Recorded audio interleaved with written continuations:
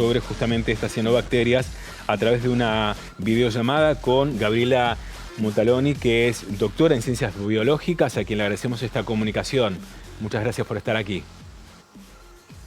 Hola, ¿qué tal? Buenas noches. Gracias por la invitación. Un gusto. ¿Qué son las cianobacterias? Las cianobacterias son un tipo muy particular de bacterias que anteriormente se las llamaba algas verdeazuladas, conociendo que decimos alga en general a todos aquellos organismos que hacen fotosíntesis, como las plantas, pero que tienen un nivel de organización, una estructura mucho más sencilla y que generalmente viven en el agua. A las algas se las clasificaba antiguamente por los colores de los pigmentos que tienen, los pigmentos accesorios, y por lo tanto cuando se creía que las cianobacterias formaban parte de las algas, el color que las caracteriza es el color verde azulado, pero más tarde se las clasificó como bacterias. Entonces sabemos que es un tipo particular de bacterias. ¿Y cómo se producen?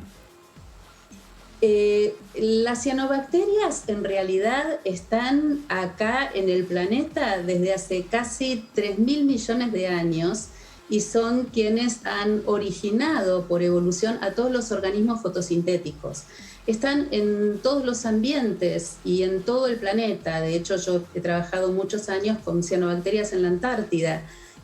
Viven en todos los ambientes, tienen una gran diversidad, estamos hablando de todo un grupo taxonómico que es muy diverso, del cual algunas especies tienen la particularidad de, en determinadas condiciones ambientales, crecer en forma explosiva, reproducirse en gran cantidad y, aún siendo microscópicas, formar masas visibles. Eso es lo que conocemos como floraciones.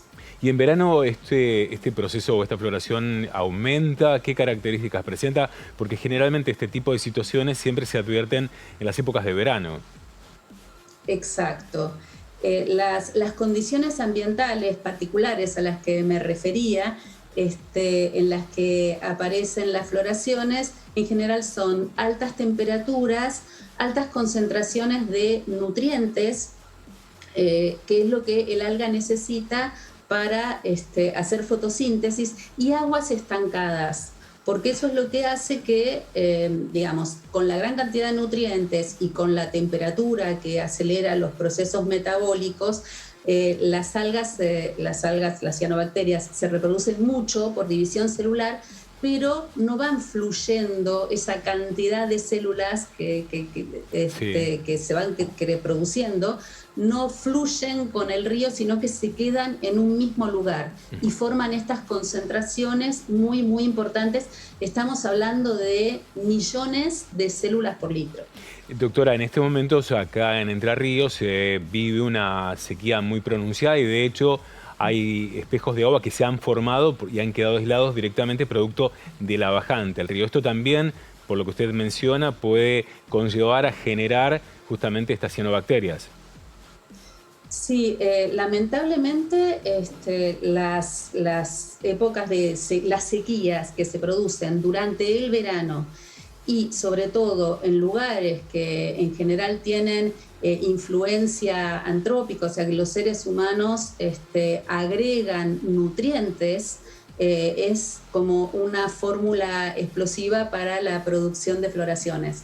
Las floraciones, quiero aclarar, son mecanismos naturales, o sea, existen en la naturaleza por fuera de la contaminación, pero la contaminación aumenta mucho la probabilidad de que aparezcan, sobre todo en verano y sobre todo cuando porciones del río quedan estancadas, con poca profundidad, lo cual hace que el agua se caliente más. Entonces es como un hábitat propenso, perfecta. Claro.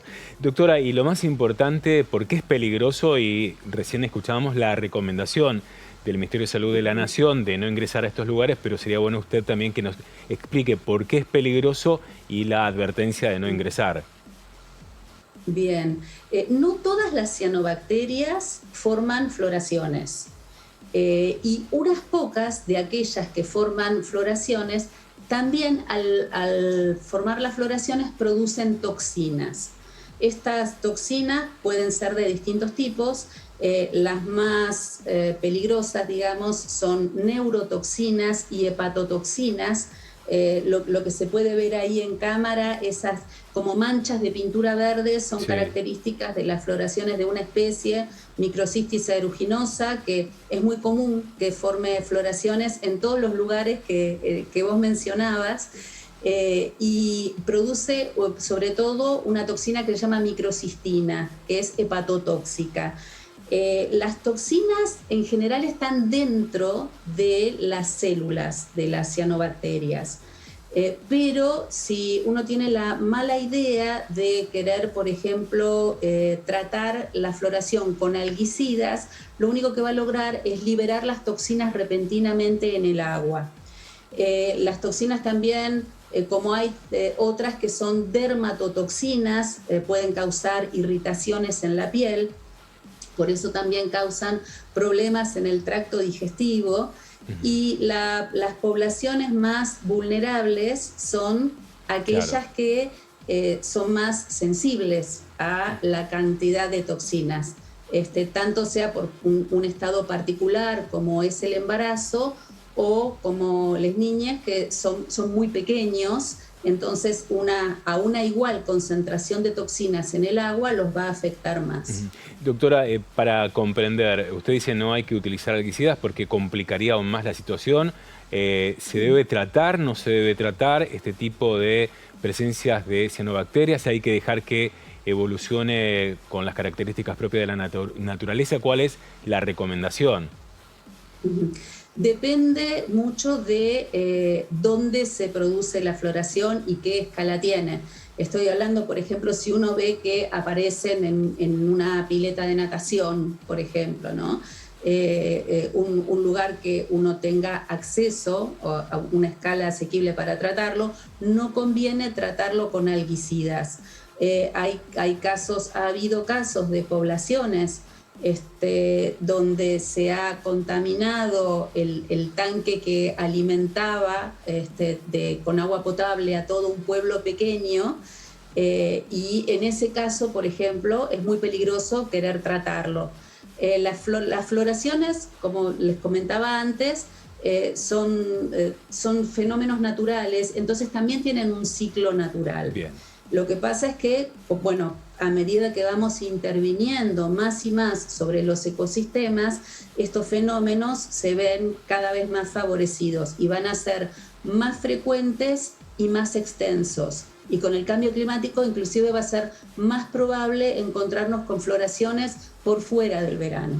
Bien, bueno, sin duda es preocupante y algo que como sociedad le seguimos debiendo a nuestro medio ambiente es justamente su cuidado. Le agradecemos mucho toda la información, poder conocer un poco más justamente las cianobacterias y ojalá que ese cambio que usted hace mención también ocurra. Muchas gracias a ustedes por las preguntas, por la curiosidad y la buena intención de informar. Ha sido muy amable, hasta luego. Buenas noches.